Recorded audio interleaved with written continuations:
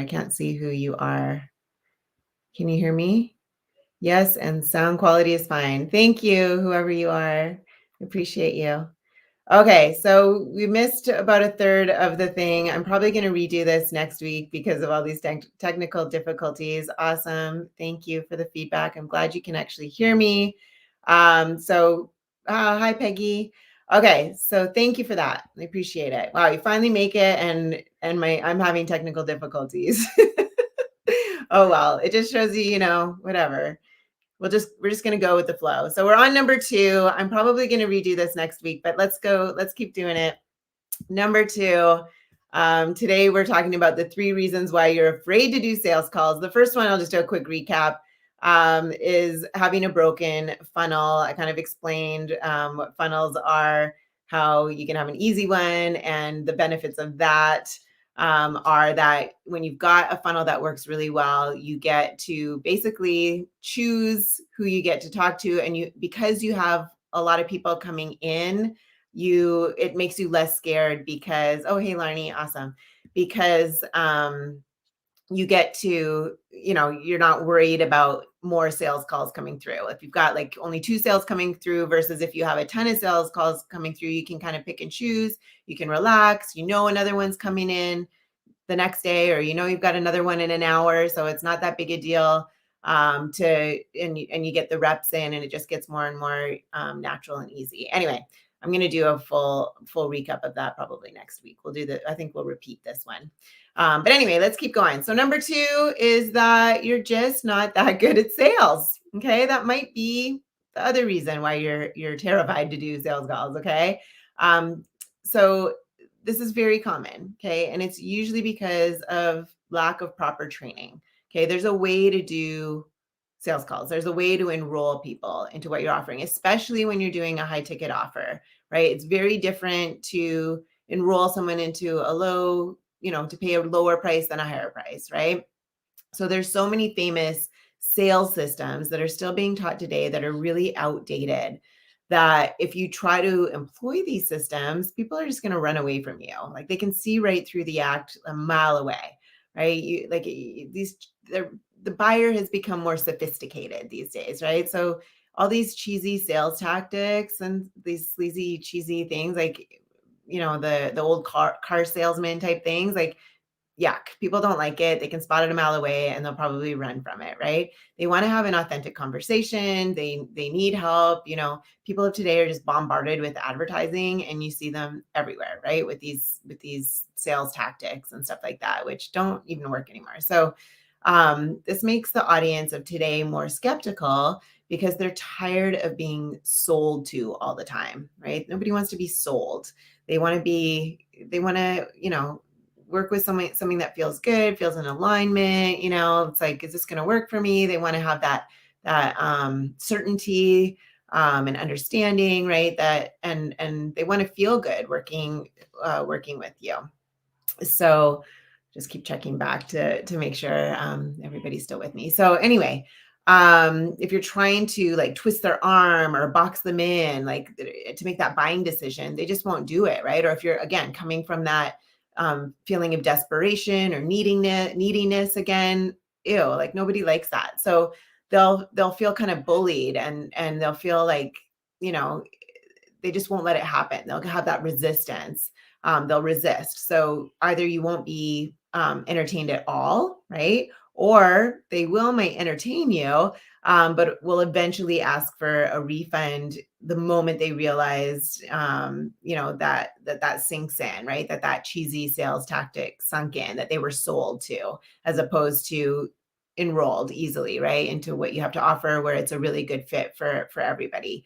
They've been pushed into something that they weren't confident about, so then they'll immediately ask for a refund, right? So you don't want that either.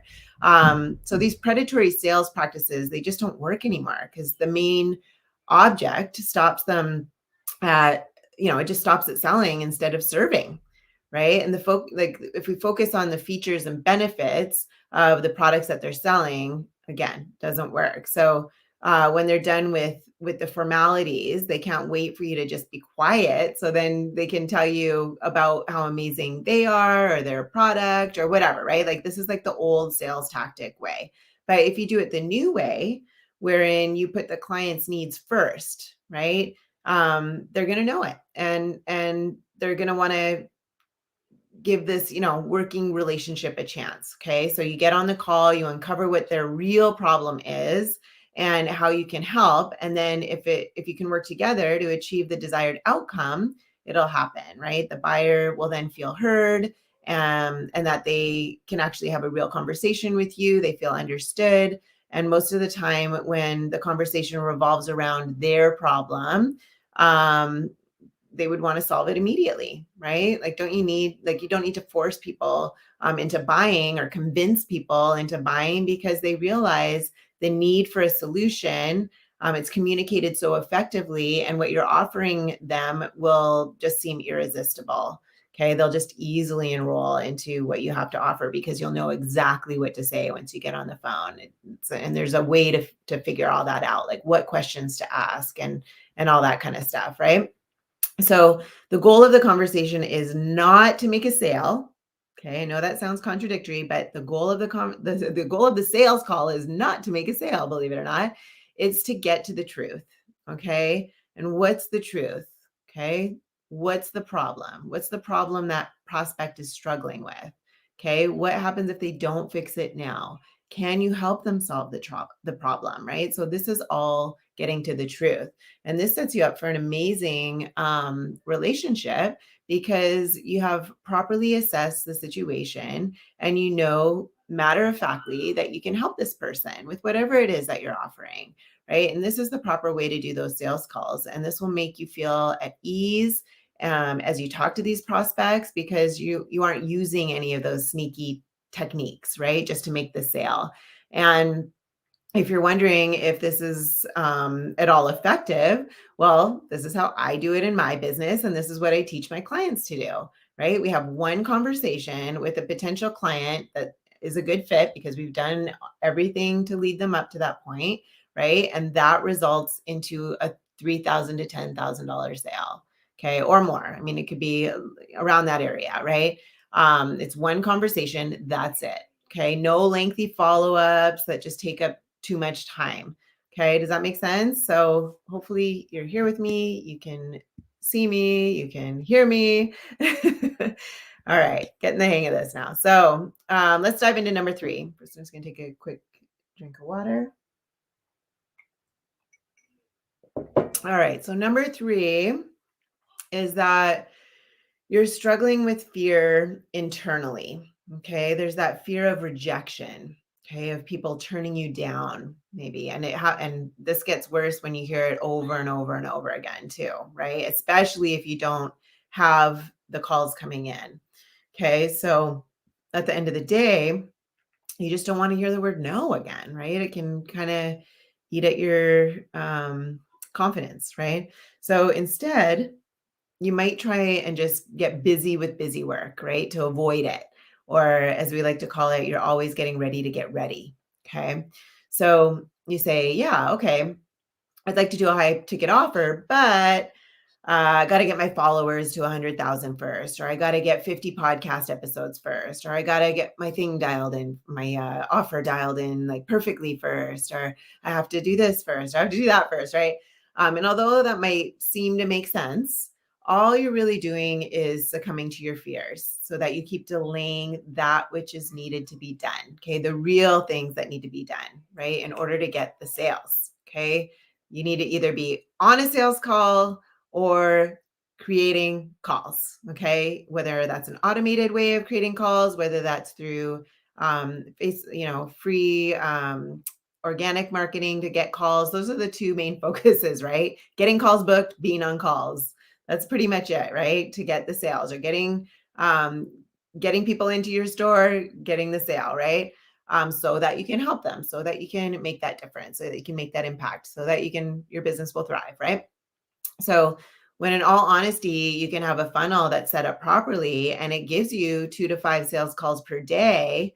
If it's a great fit, awesome, right? You have a new client. And if not, then no problem.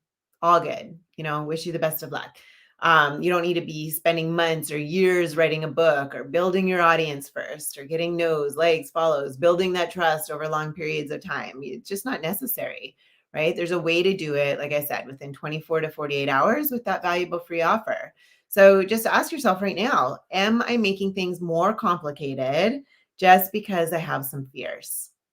Okay. Are you making things more complicated just because you have some fears? So I've seen this happen even for the most extroverted people. Okay, it happens. But with the right funnel, though, okay, I've seen introverts get over this once they learn how to handle real conversations. Okay, they break away from that fear of getting rejected.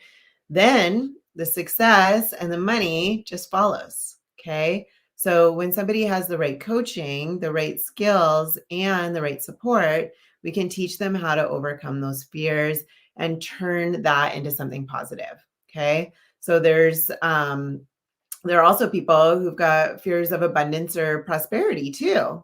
That's a real thing because when they were growing up throughout their life, there might be some pre-programmed beliefs around money.